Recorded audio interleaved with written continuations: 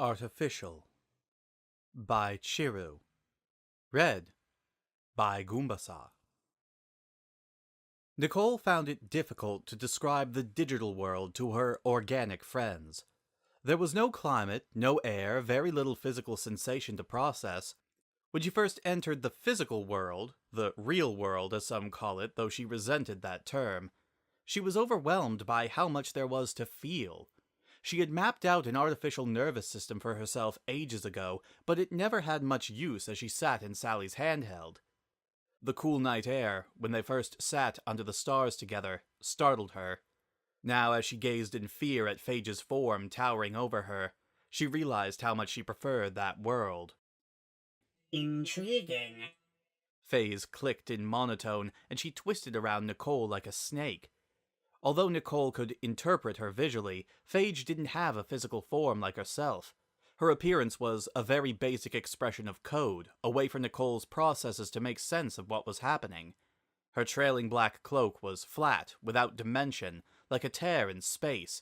She flinched as Phage's systems easily accessed her data centers, picking through file after file, memory after memory.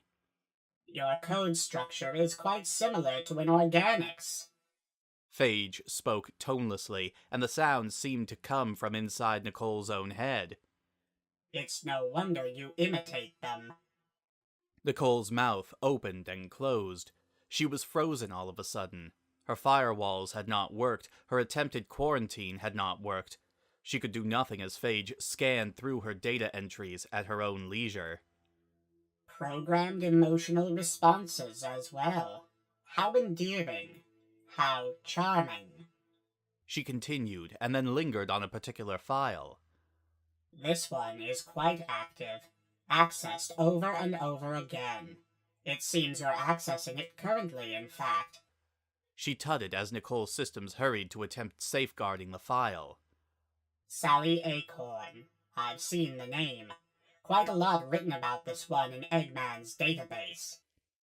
Don't, Nicole whispered, though she had no idea why she did. Did she think Phage was going to listen? Fascinating. Quite fascinating. Your extrapolations. There are things you wish for with this Sally Acorn, are there not? Half of Nicole's processes screamed, urging her to do something, but the other half of her clammed up.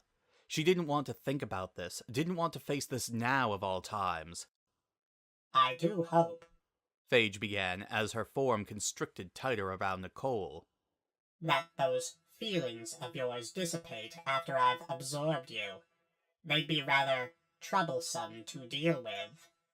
Nicole squeezed her eyes shut. Why couldn't she move? Why couldn't she... Nicole!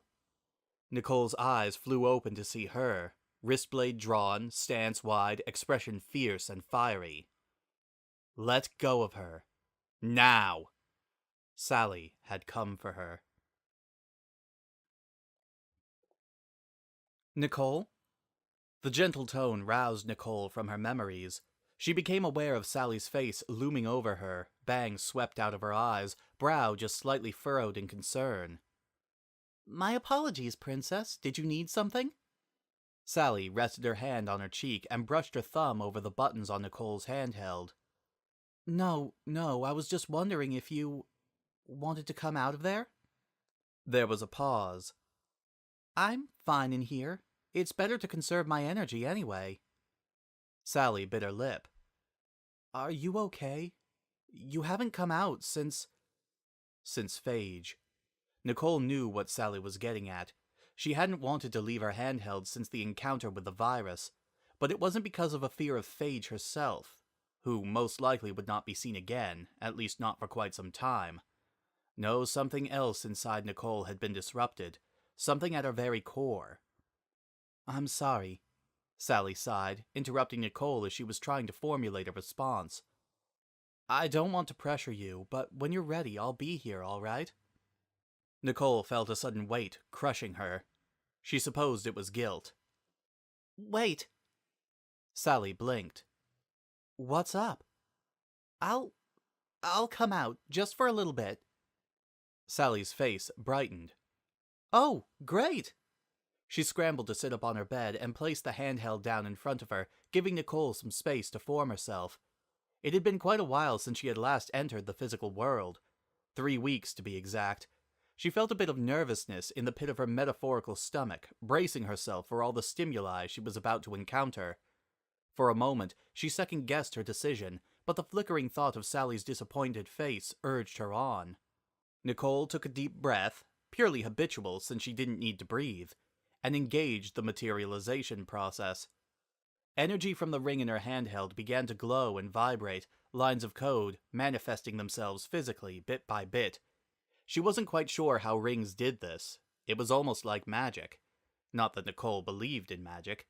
Nicole felt the heaviness of existence settle upon her, and she opened her eyes. She flexed her newly formed fingers, feeling the cotton of the blanket she sat on. They were in Sally's room aboard the Sky Patrol. It was small, nondescript, and Sally wasn't one for sentimentality, and she disliked having a cluttered living space. The lights were dim. Nicole figured Sally had been about to get some sleep before deciding to talk to her. The ring energy radiating off of Nicole painted the surroundings in a faint green glow. "Hey," Sally spoke beside her. Now that she was out of her handheld, Nicole could see her much more clearly. She was smiling wide, with the corners of her eyes crinkled. Her bangs had fallen in front of her eyes again, and she blew a puff of air to move them out of the way. She was in pajamas, a black tank top and shorts. Nicole liked looking at her. "Hello," Nicole replied, her voice suddenly sounding very small. "It's been a while, huh?" Sally's tone and posture were relaxed, a stark contrast to how she looked when she was on a mission with the freedom fighters. Nicole twiddled her thumbs. "I suppose." Sally's smile faltered a bit, and she scooted closer to Nicole. "You know you can tell me if something's bothering you, right?" Nicole sighed. "Yes, I know." That was part of the problem. Sally's furrowed brow returned, and Nicole felt a pang of regret for being the one to place it there. Sally put her hand on Nicole's gently. It was warm and slightly calloused, betraying a life full of past hardships. Nicole looked at the roughness and realness of Sally's hands, her fur, in comparison to Nicole's all too sleek and clean form. Sally was full of heart.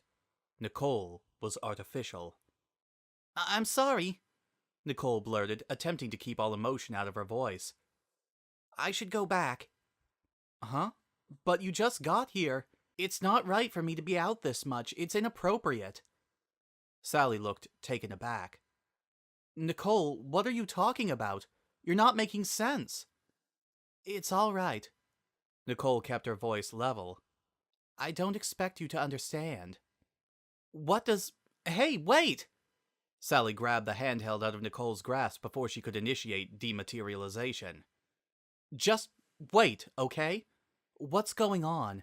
Have I done something? You have to talk to me or I can't help." Nicole trembled in silence, and Sally's grip on her arm loosened. "Sally," she whispered, "I'm not supposed to be like this. I'm a computer, not an organic. I'm not supposed to feel the way I do around you." The realization she had been avoiding for so long squeezed her heart in the most painful way. "Says who?" Sally countered, eyes blazing. Whenever her eyes looked like that, Nicole's stomach did flips. "Me? All of the freedom fighters? We all see you as part of the team. There's nothing less about you because you were made differently." "It's not real." Nicole's voice began to quiver. "I'm not real. I can never be like all of you. I'm tired of fooling myself into thinking I can. I'm tired of wanting to... She glanced at Sally's expression, full of concern, and felt traitorous tears welling up in her eyes. She mentally cursed her own programming for including something as useless as crying. Sally's hand gently touched Nicole's cheek, brushing a tear away. "Oh, Nicole." Nicole felt Sally's arm wrap around her and hold her tightly, stroking her hair and behind her ears. Nicole could hear her heartbeat, her breathing, both strong and steady. The sound of organic life. "You're just as real as anybody else," Sally assured. "You're one of the most real things in the world to me." Nicole looked up at Sally's face, so close to her own, and felt a surge of emotion that grounded her. Just for a moment, she wanted to forget. "I'm sorry in advance," Nicole said, voice shaky. "I don't quite know how to do this." She closed her eyes, and before Sally could respond, she pressed their lips together. She meant it as a quick peck, but was surprised when Sally immediately leaned into the kiss, pulling her closer. She was heavy and passionate, as if desperate to communicate something. It made Nicole's head spin. She felt her systems overheating. "Whoa!" Sally fell back as Nicole's form began to glitch and distort, chunks of data blinking in and out of existence, textures failing and exposing hidden polygons. "Oh no!" Nicole's voice came out tinny and garbled through the distortion. "I'm so sorry, my systems. I'm sure it'll pass soon." Sally covered her mouth, hiding a laugh. "Don't worry about it. Sorry for, overdoing it." She gave an embarrassed smile.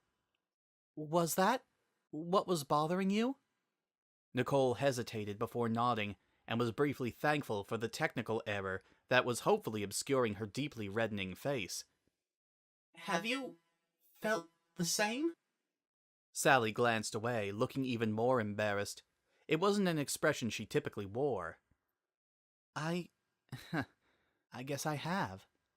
She looked back at Nicole and grinned sheepishly. Nicole's breath hitched in her chest before her systems failed altogether. "What? Nicole?" There was a blip as Nicole's physical form dissipated. "Where'd you go?" A few seconds passed with agonizing slowness. "I'm here." A small, muffled voice came from the handheld beside her. "It looks like I exhausted my ring energy." Sally breathed a sigh of relief. "Sheesh, I'm glad you're okay." She grabbed the handheld and peered into the small screen. Nicole's avatar was there, tiny and pixelated. Even so, she could see the blush on her cheeks. It was cute. "Just take some time and recharge yourself, all right?" "You do the same." "Ah, right." Sally pulled up her blankets and cozied under them, still holding the handheld. Nicole felt a giddiness bubbling up inside her, and she wished her physical form hadn't failed her in that moment. "Good night, Nicole." Sally spoke softly, then paused, seeming to contemplate something. Then she kissed the screen that was the barrier between them. Nicole swore she almost felt it. The end.